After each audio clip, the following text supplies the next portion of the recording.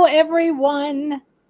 It is Marcia and Michelle, and we are back for another Ghostly Gab and Random Thoughts.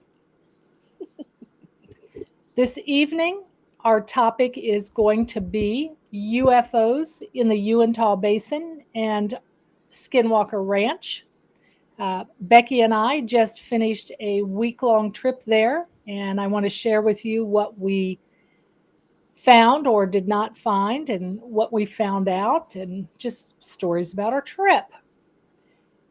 If you have any friends, family, coworkers you think might be interested in this, please share us out. We appreciate it.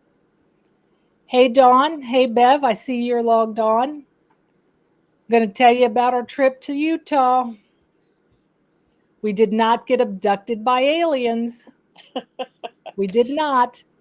Well, at least you didn't have to sacrifice Becky. I did not have to sacrifice Becky, although I would have in a minute. For those of you that are logged on that we can't see, please just drop it in the chat and say hey. We appreciate you hanging out with us on a Friday night. We know there is so much more that you could be doing besides hanging around with us, talking about UFOs and Utah and things like that. I want to say thanks to our military. Things are pretty rough right now around the world. Our military is stretched pretty thin. I just want you all to know that from the bottom of our heart, we thank you for what you're doing. We understand the sacrifice. Without you, we wouldn't be here on a Friday night talking about UFOs. So thank you so much. Our prayers are going out to keep you safe wherever you may be around the world. All right, before we jump into UFOs in the Unitah Basin, let's talk a little bit about our last investigation, the Mason House.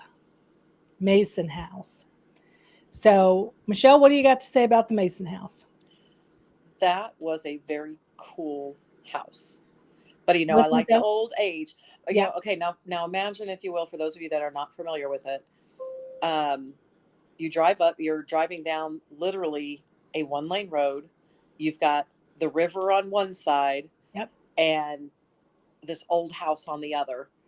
And when I say old house, I mean, it's been there, oh my gosh, I don't know how many hundred. Was it 1830-ish? Yeah, something like that. It's like, it's old. It's old. It's old. It's old. And the first thing you notice is it needs a little TLC, but it's old. It looks great for its age. And then you kind of look a little closer and you can see the little markings of this particular and this particular flood. Here's where the boat hit the building, and yet it's still standing. So it's like, okay, building's got character. And, I just thought it was so cool. And the fact that it was fully furnished, and some of the furniture was actually from the Masons themselves. Yes. I just thought it was very cool. Very cool. Yes. We did have some experiences that night. Mm-hmm. We did not set up any static cameras because Joy and Chuck live there. Yeah. So we did not want to really invade their privacy. So we didn't set up any static cameras, but we used everything else. We did have the parabolic 360 go off. We get excited when that thing lights up. Did we catch it on film because we did have handhelds? No, we didn't. We missed it. Well, we may have got a little bit of it. We may get a snippet. We might have a snippet. We might have a snippet, folks. We might have a snippet. So this is fun for all of you all that follow us and know that Marcia usually has all the evidence. Well, this is a first. She has nothing. I got nothing. She has nothing. And so now we're trying to figure out how to get it to her in a timely manner so we can go ahead and get the proof out to you all. But yeah, we've got 2 other phones for sure, maybe a third that we've recorded a bunch of stuff on that nobody's seen yet. Well, that'll be good. Maybe we caught that. I did see, folks, I'm here to tell you, I did see a full-bodied apparition. That's only the 3rd one I've ever seen in my life. Startled me. Yes, we saw the startled. But we know who he is. Is it Harold? Yes. I think his name is Harold. Yes, A Union soldier. he's a Union soldier. He was And a higher up yeah, he's an captain, officer. officer. There you go. Yeah, There's the he word. was an officer. And there was a gal that had visited the house that saw him, and she's an artist, and she drew a picture of him. And I'll be darned if that's not exactly the guy I saw strolling from what used to be the tavern across into the dining room. Yeah, startled me. We saw, well, y'all saw some shadows, some shadow figures there in the doorway. A And light then, anomaly. yeah, Melissa and I saw those balls of light, kind of crazy. And Yep. I do think we caught those. I do think we I caught those. Of hope course, so. we were working with GoPros and cell phones. So there you have it. Oh, so you do have some because the GoPro's yours. Yeah. Yeah. So, hey, Um, Sean. Hey, Todd. hey, Kathy. Todd, I need to reach out to you because I want to know what's new in Indiana, because you're from Indiana, right? Yes. I want to know what's new that we can investigate in the Indiana, Illinois realm. So anyway, I'll reach out to you another time. Okay, so that's the Mason House. It was a wonderful time. The owners could not have been any more gracious. Oh, absolutely. They were wonderful. Unfortunately, or maybe fortunately, they have sold it, and they've got a farm there in whatever that little town is that they're in. Um, they have a farm, and they're going to move on out to the farm and do that. They've been running this Mason House for about 20 years, 20 years. 20 years. Yep. And they're just ready to do something else. So they sold the Mason House to a nice young couple. So we'll see what they do with it. And the couple has actually visited them several times before buying it. Yep. So they're familiar and, all that with it as well. Yeah, So, they know what's going on. So if y'all have a chance to visit the Mason House in Iowa, please do. If nothing else, for the history, and the little town around it is very historic too. And they've got little, well, they've got shops and stuff. So anyway, it's pretty cool. All right. The other thing that I want to mention is about our Boo merchandise. Christmas is coming up, folks. So if you're looking for a gift for the paranormal person in your life, you can buy a Boo Crew shirt, hoodie, whatever. Well made, well worth the money. I do want to tell you all, though, that come the first of the year, I'm going to slim the line down a little bit. So go out there and take a look and purchase what you want now, because in January, it may not be offered. Okay? All right. Let's see where we're at. I'm going to be just kind of popping back and forth. I'm working multiple screens, and y'all know how I do technology. Ha! All right. Again, the topic this evening is UFOs in the Unitah Basin and Skinwalker Ranch. real quick before you get into that, Yes. John was mentioning that they're close to opening up the inside of McMansion for investigation. I would be interested in going there because for years, all you've been able to do is the basement. So if they actually do open up the inside, that's one place that I would like to check out, because I've heard stories, and I've heard stories from people that I believe and trust. Yeah. So that's one place. If you hear, Sean, you be sure to let us know, because that's one place on my list.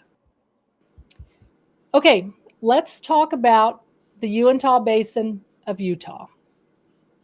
I'm going to give you a little bit of background, and then I've got some pictures and a couple of videos that I want to show you. We were not obviously abducted by aliens. However, we did see some odd stuff, and we heard some really weird stuff. Okay. So the Uintah Basin is about 6,000 square miles in northeast Utah. It's home to about 50,000 people. It is rich in natural resources, particularly oil and natural gas. And that's their big industry. They've got some oil fields around there. And it's of cultural significance um, because the Uintah and Ouray Indian Reservation is there, and that's home to the Ute Indian tribe, the Ute Nation. So the Unitah Basin, a big part of that is the Ute Nation. Paranormal claims, I know most of you have probably, let me pop this over. I know most of you have probably watched or heard about Skinwalker Ranch, right? So the public claims for UFOs, paranormal activity in the basin only dates back 2 or 3 decades. It doesn't go back really far. That's the public claims. Now, on a personal level, the folks that live there have reported strange things happening since the 1800s. They are just very private about it. Mm. They just don't go public with it. They're just very, very private. Well, part of that So, is because of their belief system and everything, correct? absolutely, absolutely, because for the Ute Nation, skinwalkers and all that comes with it, all the paranormal stuff that comes with it and the UFOs, they don't talk about that. Because they believe it gives them It's power and makes them show. yeah, it'll give them power, it'll make them show, and they're dangerous, right? That's Right. the belief from the Ute Nation. Now, Skinwalker Ranch sits kind of right in the middle of the Uintah Basin. It's a 512-acre ranch, and prior to it being called Skinwalker Ranch, it was known as the Sherman Ranch. And I'll get to that here in just a second. But the ranch was originally owned by Kenneth and Edith Myers, and they owned it as far back as the ownership records say 1934-ish, although there is some indication that they built their home in 1905. So we're not real sure about those dates. But anyway, the Myers family, Kenneth and Edith, ran the ranch for years until they finally sold it in 1994, or their heirs sold it in 94. They never made any public claims about anything ever going on the ranch, right? They never made a claim. However, the neighbors did, right? The neighbors would report strange crafts in the sky, weird animals, weird animal noises, but the Myers never did. Now, Terry Sherman and his wife bought it in 94, and they had heard some of the rumors, but they're ranchers, right? They're running cattle on the land. But what they thought was very curious, because they didn't put much stock in it, but what they thought was very curious was that the house had multiple bolts and locks on the doors. And even the cabinet doors in the kitchen had locks on them. And that's something they thought was very curious when they bought the place. But then they started experiencing the cattle mutilations. And I remember back in the mid-90s when all of that was taking place, their cattle was being mutilated. They would find their cattle dead or not find them at all. And the ones that were dead, the blood would be gone. There would be no blood around, no idea what happened to them. They only kept the ranch about 2 years. So in 96, they sold it to Robert Bigelow. Now, Robert Bigelow, as we all know, is a billionaire, and he had heard these stories, and he wanted to do a little bit of investigation to try to get to the bottom of it, or to see if it was a hoax or whatever the case may be. He actually, let me make sure that I get this right. He started, oh my heavens, what was the name of that? The National Institute for Discovery Science, or NIDS, right? He started this group to actually investigate the ranch and the paranormal happenings on the ranch and the UFOs coming and going through the mesa, because that had been talked about for years too, that these lights and these crafts were coming into and out of the mesa. So Robert Bigelow kind of wanted to get to the bottom of that. That's when it started being more publicly talked about. That's when it came more into the public consciousness, was when Bigelow had it. Although what he did there and whatever he found there has never been revealed. It's always been kept very, very confidential. So I don't know if he found anything, if he didn't, whatever. The activity stopped, or reports of the activity stopped, around 2004. So there was this period of time where nothing was actually reported as far as being paranormal or crafts in the sky or whatever. So Bigelow stopped his scientific investigation at that point, and he continued to own it until about 2016, when he sold it to the fellow that owns it now, which is Brandon Fugel. Brandon bought it because he too had heard the stories, and he wanted to see if there was anything to it. He said it's not that he was a non-believer, but he wanted to see it. And so now we have the story of Skinwalker Ranch and the TV series. Okay, so that's where we're all there. Or that's what's happening there. All right. Weird anomalies in the upper atmosphere. I don't know if Bigelow found that. We know that Fugel found it, but I don't know, Todd, that Bigelow has ever reported anything that he ever found. If I'm wrong about that, please correct me, but I don't think so. I think that's all happened since Fugel has taken it over. Now, Junior Hicks, I just want to throw this out there. Junior Hicks, who was on actually one of the episodes of Skinwalker Ranch, I don't know if it was this past year or the year before, he is a retired teacher from the area, and he had an interest in UFOs and paranormal activity, and he has been documenting the weird stuff going on in the basin since the 1950s. And he has over 400 personal accounts, people that he's actually talked to, and they've done drawings for him and given him all this information about these weird things that go on. He did write a book with Frank Salisbury that was first published in 1974. It's called The Utah UFO Display.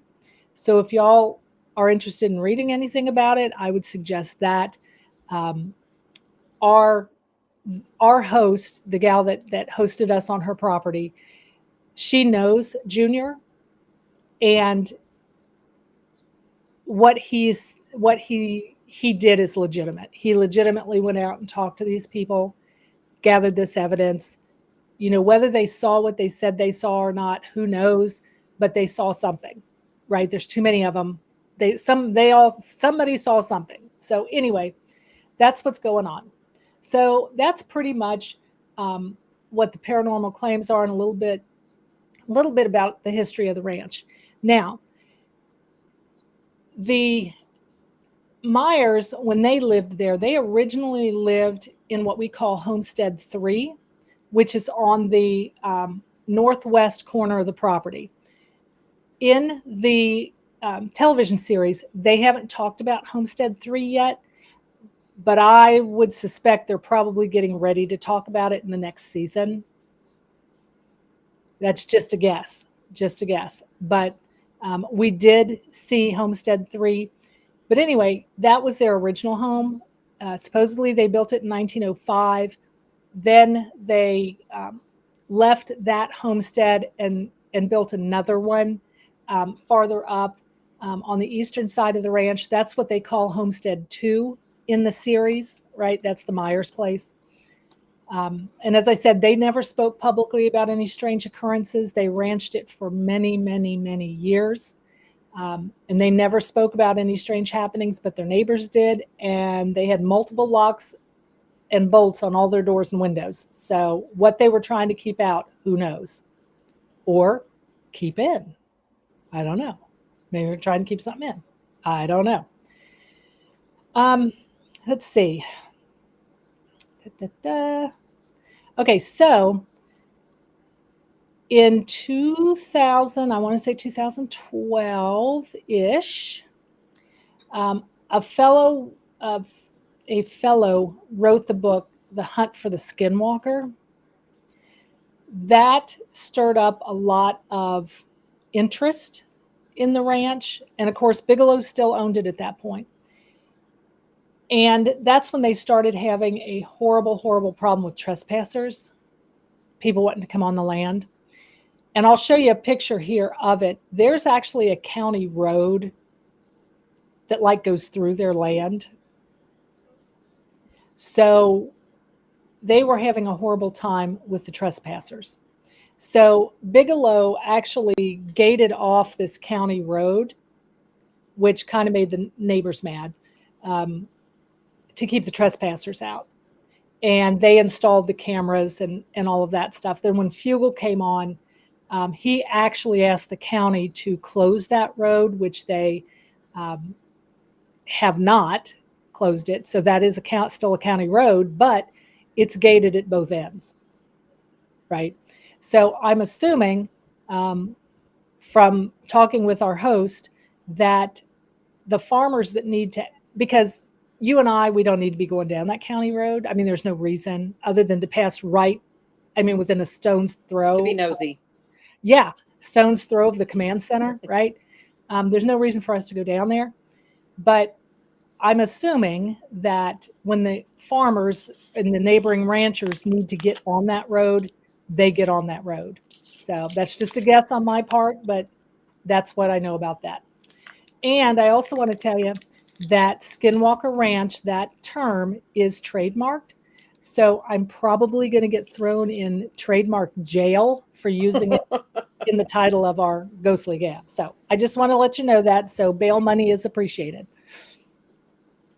Okay. So let's talk a little bit about the ranch. And I got some pictures I want to show you here in just a second. But the gal that hosted us, her ranch is right next door. Right next door. And she also leases, the mesa is actually owned by another rancher. And but he just runs sheep, I think. I think he runs sheep up there. But anyway, she leases the mesa. So she's got all this big spot of land right next to, I mean, literally adjoining Skinwalker Ranch. She knows all of the folks. She did talk about, if you watch the show, she talked about Thomas Winterton. He's the foreman. He's a local boy there. He's from the town. Caleb, the little redheaded security guard, he's actually a deputy sheriff. That's what he does for a living. He's a local boy. Everybody knows him. Dragon is not a local boy. He was brought in by Brandon. They're pretty tight. Everybody is very nice. However, I will tell you that the History Channel and the production company, which I think is Prometheus Entertainment, not very well thought of by the neighbors. Oh, really? Yes. Apparently, they had a habit of trespassing and then wanting to charge the ranchers for coming across their land. That didn't go over very well at all. The other interesting thing is that I believe it was this season, where they were up at the spiral circle on top of the mesa, and they had the Indian drum corps thing, the fellows drumming. Mm-hmm. That's not their land. That actually belonged to Jody, our host. They didn't ask permission. They just went up. She did not realize that was her land, because actually the land belongs to her husband. It's been in his family for generations. And when they were watching the episode about the circle, the husband says, "Hey, that's up on our land." Oh, no. Yeah. So they went up, and because in the one episode, they were actually up at this stone circle. In the other episode where the Native Americans were drumming, they were actually down below it, you'll recall. That's because Jody put a fence around it, so they couldn't get to it. Yeah, because that's Becky. That's on her land. So, and most of the rest of the mesa, and again, I'll show you a picture here in just a second. Most of the rest of the mesa actually does belong to the neighbors. It doesn't belong to Skinwalker Ranch. They only own a very small tip of it, which is the reason why when you see them hiking this equipment up the mesa, they're carrying it up by hand. It's because the neighbors won't let them come across the land, their land, to come across the top. If that makes sense, because the production company has burned the bridges with the neighbors. I'm here to tell you. The other thing too, if you saw the Expedition X episode about them being at Skinwalker Ranch, and the guy and the gal, I can't think of their names, but they were doing these experiments. They were out there doing all these experiments. Mm-hmm. They were actually at the picnic table next to the portalets on Jody's land. They weren't even on Skinwalker Ranch. Oh, really? Yeah. And if you saw the clip where they're driving down this snow-covered road and they see this animal, or this half human, half animal thing in the road, and they turn around to go back and it's gone. That was the road in front of Jody's house. Yeah. And it's not isolated, even though, they make it look that way in the production. Yeah. It was actually between her neighbor's home, which is very close to her, and the next neighbor down. And Jody was telling us that, the third neighbor is a younger family, and they have a lot of people coming and going. And it could have been any of their folks walking down the road in the middle of the night, because it's not isolated. I mean, there are a few houses there, but it's not isolated like it kind of looked in Expedition Unknown. So anyway, she squashed me. Because I'm like, oh my God, they weren't on the ranch to do the experiments. They weren't on the ranch when they saw this beast thing. So anyway, so now what I want to do now is I want to show you some pictures of our trip and of the ranch. Give me just a second to get this pulled up. And Marcia, Becky is on, so she can help too. Hey, Becky, if you see anything or hear anything I missed, just chime right in.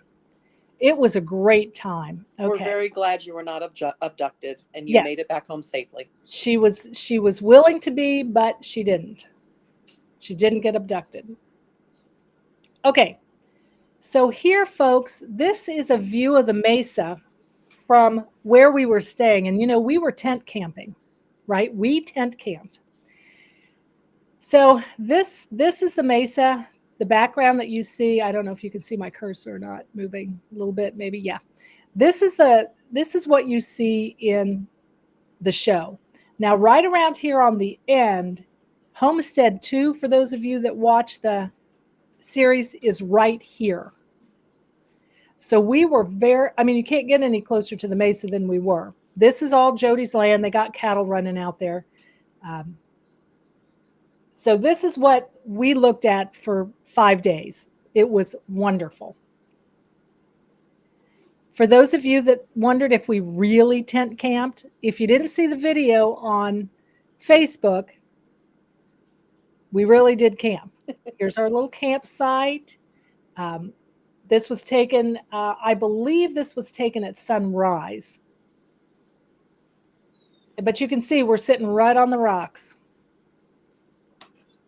And of course, we did have a roaring fire every night, except for the last night with 50-mile-an-hour winds. We didn't chance it. And you can see the mesa. You can see the mesa kind of here in the background. And I mean, we literally looked for UFOs for 5 days. Now, this has this has nothing to do with Skinwalker Ranch, but it has to do with the Expedition X episode of Skinwalker Ranch. This is in a little town called Vernal, which is about 41 miles north of Skinwalker Ranch. And what's here are the petroglyphs. So if you watch the Expedition X episode and they talked about finding the petroglyphs, those weren't on the ranch. Those were 41 miles away. They're up here on the side of this. And I just want to tell y'all, because I don't do exercise either. That's not my thing. So I hiked this. Becky and I started out hiking it. She became ill, and I ended up hiking it. She made it about halfway. In fact, took me a little bit. But I hiked up this little, it's taller than it looks. I hiked up there to see the petroglyphs. Here are the petroglyphs. This is what they showed on Expedition X. Like I said, it's 40 miles away in a little town called Vernal, Utah. It's on a guy's ranch, and he's got a little path through his cow field that you can walk up and see these petroglyphs. That's a little closer picture of some of the others. Now, the reason I have this picture in here is because something strange happened to me while I was up here. I'm at petroglyphs, which are over here on the left-hand side. Just turned to my right because I wanted to take a picture of the scenery, because y'all know Chucky likes rocks, right? So I want to take a picture of this shelf here. As I'm looking through the viewfinder on my phone, I see a young man sitting right here. It catches my eye because he's got on a bright blue shirt and blue jeans. He's a young guy. And he's sitting there with his feet kind of dangling over here. And as I'm taking the picture and I see him in the viewfinder, I thought, I wonder how in the world he got over there, and can I get over there, right? He's not in the picture, folks. He's not in the picture. When I took the picture and dropped the camera down and went to look back at him to find out how he got there, he was nowhere around. Now, what I saw, I don't know. It looked to me like it was a fella in a blue shirt, blue jeans, sitting there with his legs hanging over the side. It was not this, so don't be confused about that. And as you can see, clearly nothing but bright blue. So I don't know what I saw. I don't know if he was an apparition. I don't know if he really was a fellow that just hopped up all of a sudden and got back in these trees and I couldn't see him. But that was pretty crazy. Pretty crazy. All right. Now, when you're on Jody's property and it abuts Skinwalker Ranch, because she's a good neighbor, she asked that we not take any direct pictures of the ranch. And that was okay. We were, however, permitted to take selfies. So here we are, me and Becky, we're on the top of the mesa. You can see kind of down here, here's the county road, right? running in front of these yellow trees. And lo and behold, while we can't really take a picture of it, this is Homestead 3. This is Homestead 3. Like I said, I think that you are going to see that in maybe the next season, because they haven't talked about it up until this point. I didn't realize there was a Homestead 3. Jody's the one that told us, but this was the Myers' first home, right? Built in 1905-ish.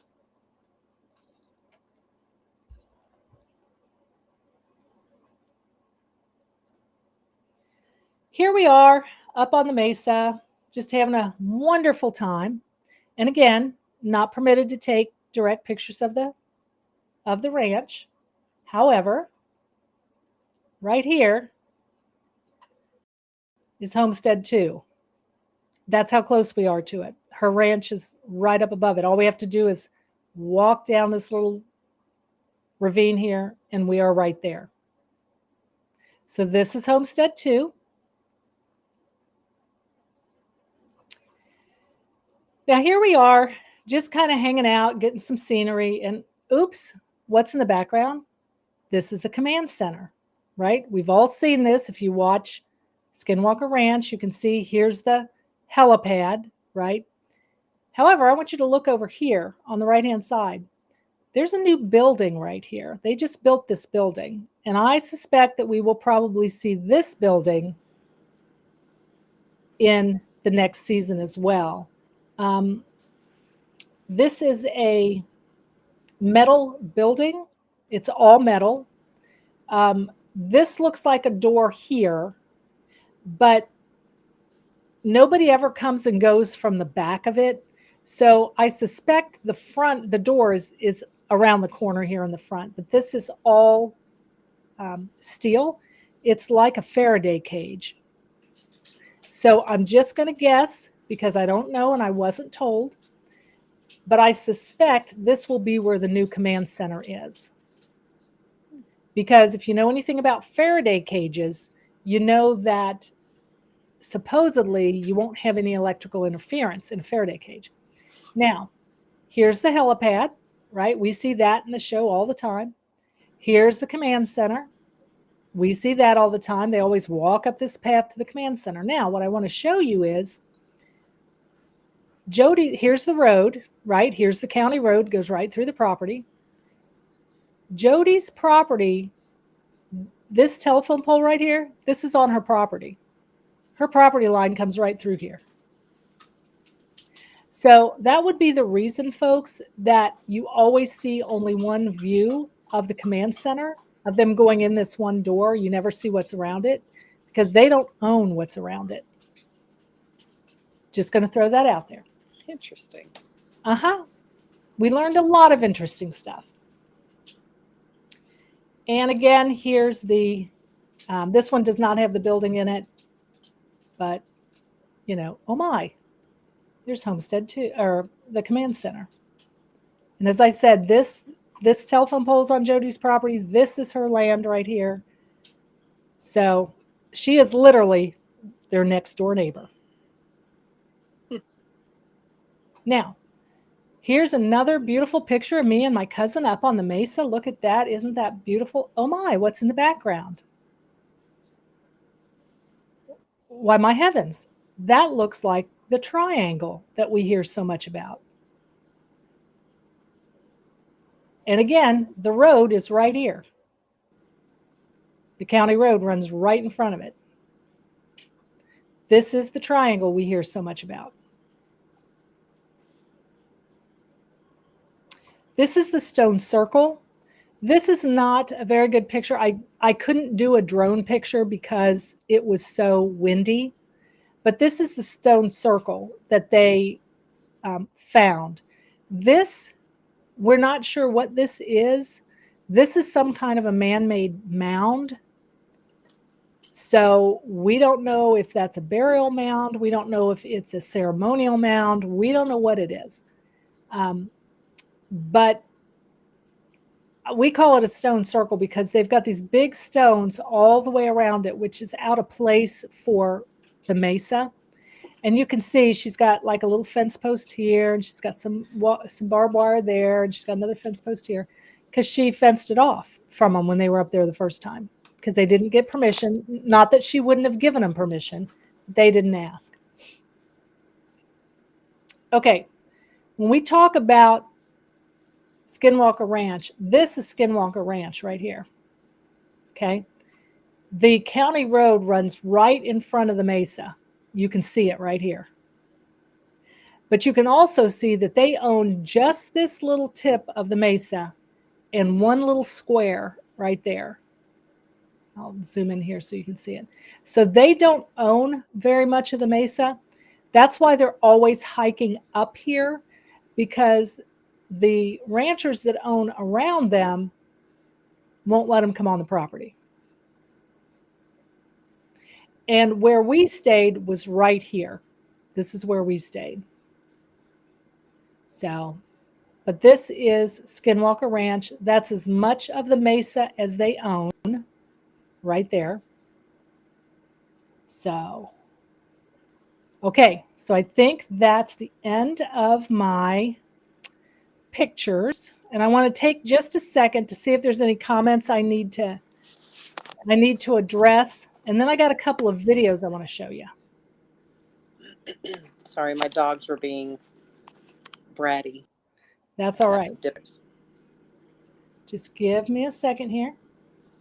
So while you're looking for that, what do the ranchers think about all their experiments with the rockets and such? Oh, they love it.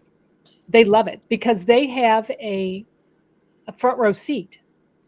Okay. They have a front row seat because it all goes up in the sky, so they can all see it. Yeah, they love it. They like the folks that are working the series. Like I said, Thomas Winterton and Caleb are local boys. Travis and Eric Beard are very, very pleasant from what I hear. Brandon and his brother are very pleasant to everyone. It's just the production company got off on a bad foot when they just came barging in, as you know. Well, and then tried to charge them for it. Yeah, they wanted to come on their land for free, but charge the ranchers for coming on using the county road. So, yeah. All right. So, anything I need to address here? Any questions, comments, thoughts, or concerns? Have I bored you guys completely to death? All right. So, a couple of things happened. We caught a couple of things on video. Now, this first one is my cell phone video. And you guys know I'm forever saying, my God, can't they get decent video?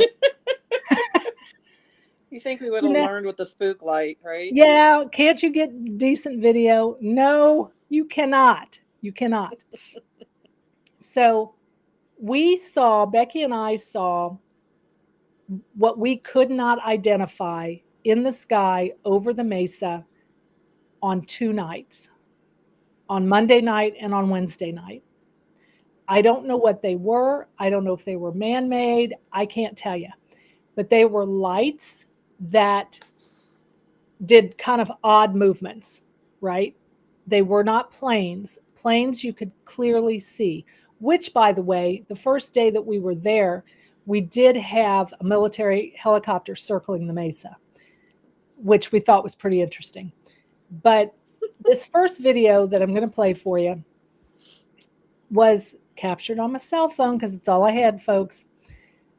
And you can see it is not me shaking. I'm going to say that. But you can see I'm focused in on this light, and then all of a sudden it'll make some really sharp movements. Like I said, what it is, I don't know. It's a UFO because I don't know what it is. But is it man-made? Who knows?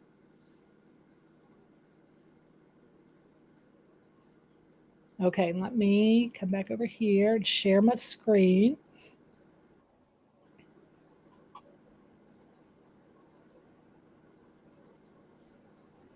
All right. Now, what you're going to watch is this little light here in the center. And y'all might have to make us full screen in order to see this because it's not, I mean, I can see it because I saw it, but you guys may not be able to see it as clearly as I can see it.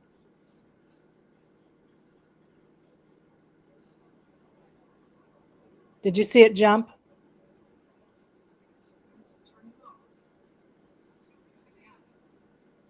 You see it moving around? It's hard for me to say because I have such a small screen. So my Yeah. answer is no, but it's just because I can't see anything anyway. I'm going to play it one more time for you folks.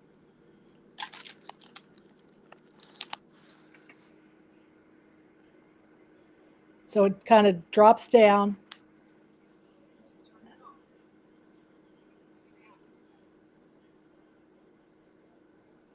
We were waiting for the Starfleet to come in. The Starfleet did not come in. Okay. Linda says that she could see something.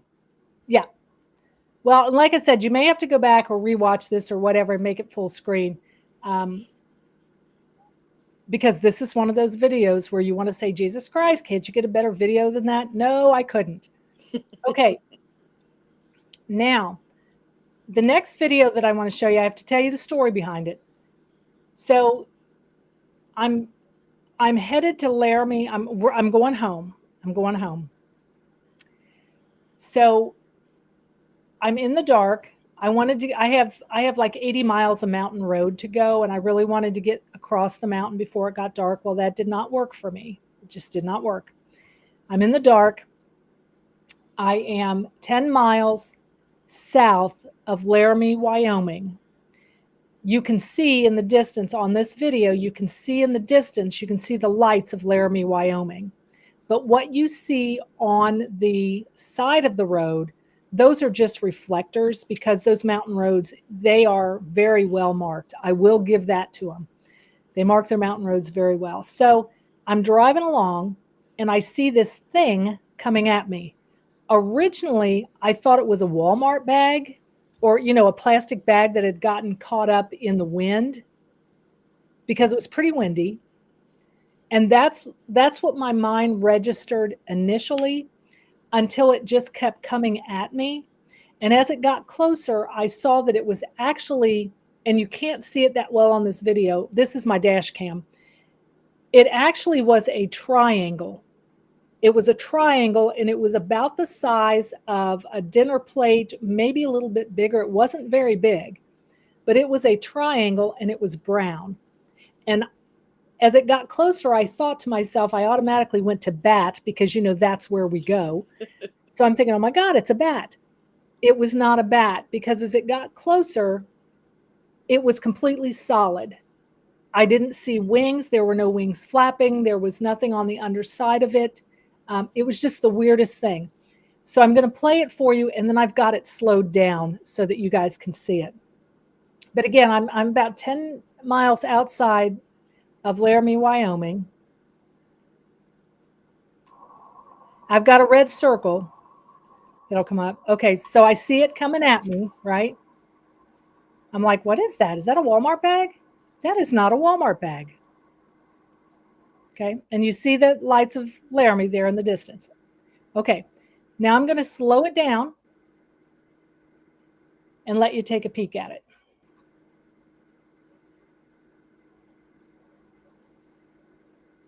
So here it is. It's coming at me.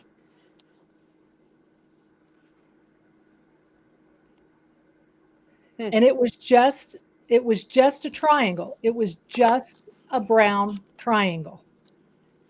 Now, the interesting thing is I played this for Chuck and I'm like, this thing is coming at me. Well, Chuck points out, and it's kind of hard to see here, this thing isn't moving. It's hovering. I'm coming at it. It stays in the same place. And these lights that you see on the side, they're not really lights. They're just like reflectors because, like I said, they have really good markings on the roads. But this thing is hovering. It's not moving. And I'm actually flying underneath it.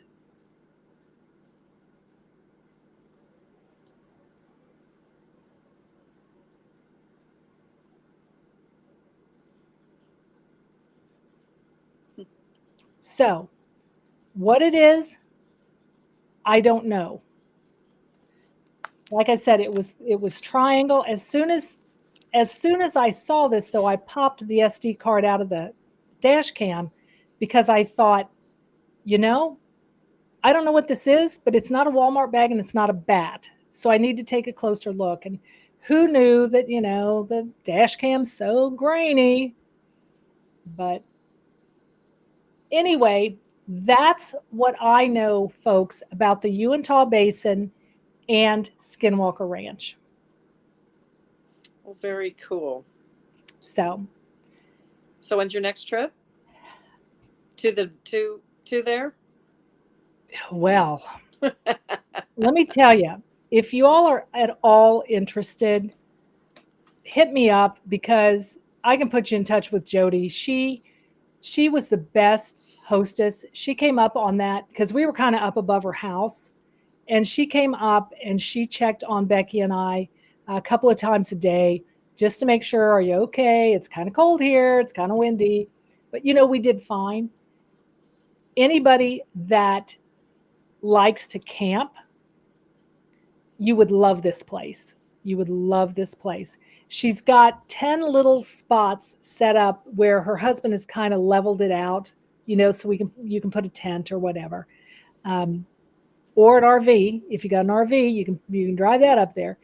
And she takes you out and she tells you the history of everything. She shows you the mesa. She lets you take selfies on the mesa. She doesn't want you to take pictures of the ranch because she's being a good neighbor. But yeah, I'm ready to go. I'm ready to go again. I don't think I'll go in October though. It was very windy. It wasn't really cold. We probably had 70 degrees during the day. It was sunny. It was beautiful.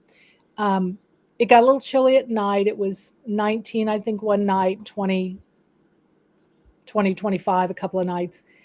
I was pretty toasty in my sleeping bag. What was very difficult, though, was having to get up in the middle of the night in the cold and hike my rear end to the portalet. Because definitely wake you up there, huh? We were as far away from the portalet as you could get, right? We're the only people there, right? The only people there. Could we set up our tent next to the portalet? No, we could not. We had to go as far away as we could get. So. But she was wonderful.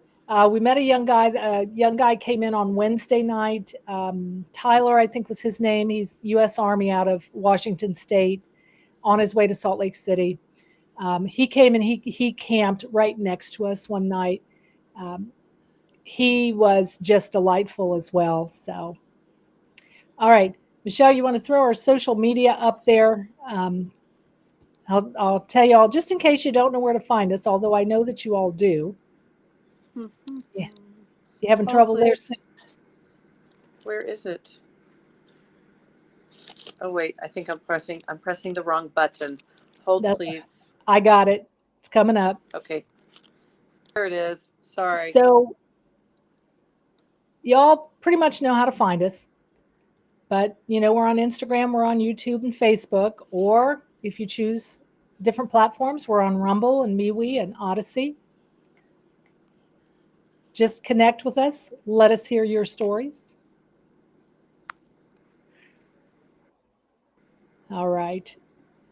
So the next thing we have coming up, we've got our final hunt of the season coming up, final hunt of 2024. And we are going to go to the Sheridan County Historical Society. They have asked us to come back up and do an investigation. We were last there in 2015. So it's been a while. They've got a lot of new stuff.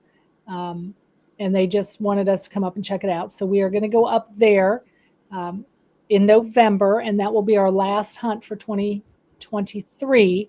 I've got the 2024 schedule pretty much done. We're going to start in February like we always do. And we're going to go to some interesting places again in 2024. I want to do some hospitals. So we have some hospitals on the list. We've got the Williamstown Hospital in West Virginia. probably going back to South Pittsburgh, Harriman Hospital. I really, really, really want to investigate York Hospital in Texas, but we are not going to fully investigate that because it has no electricity and no water. And, at our age, we all need a bathroom pretty close by.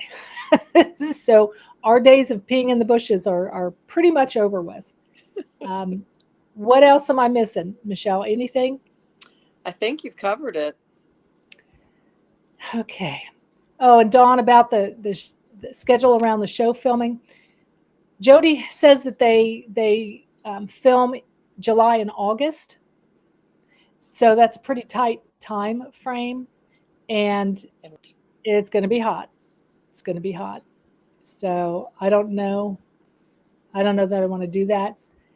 Although it would be cool to see him shoot up rockets and stuff because, she says she sits on her back porch and watches it. So how cool is that? I mean, really, how cool is that? how So busy is she? Does she get a lot of traffic through there during the summer? Did she say? I think she said that she had like 600 people this year Oh, okay. come through. Yeah. Yeah. And the only rules that she had for us, which she wasn't worried about us at all, is we can't go through a fence, and you don't want to get on a gravel road. If you go through a fence, you're trespassing, and if you're on a gravel road, you're on the reservation, so you need to stay off the Oh, reservation. So it's like, okay, stay on pavement, don't cross any fences. Got it. So, but yeah, she was delightful, full of information. Like I said, her husband has been there for generations. His grandparents owned the land, then his parents ranched it, and now he is. Um, just wonderful people. Well, we didn't really, I started to say everybody we met was wonderful, but we didn't really meet anybody because we stayed right there. It was just Jody and this young guy, Tyler, from Washington State, were the only folks we really interacted with the week we were there. So that was really kind of nice. So, all right, folks. Well, if that's all y'all have, I hope you've enjoyed our trip to the Unitah Basin. Maybe shed some light on some of the Skinwalker Ranch stuff. Um, yeah, that's all I got. That's all I got. That's well, it. what a way to kind of wrap up the year. Yep, yep. So I guess we should be able to do a live feed from the Historical Society. They have Wi-Fi inside, Hmm. so we should be able to do a live feed from there. And then, we'll be signing off until probably January. Well, we'll be doing Ghostly Ghostly Gabs. Gab, yeah. We'll be doing Ghostly Gabs, but you won't be seeing any crazy videos, which, by the way, if you haven't seen it, go on our Facebook and take a look at the tent video. I was giving you all a status update from the basin last week, and Becky and I were nearly blown away. Although the tent held, it never gave in. So, but I guess until next time, just say Just say boo. boo.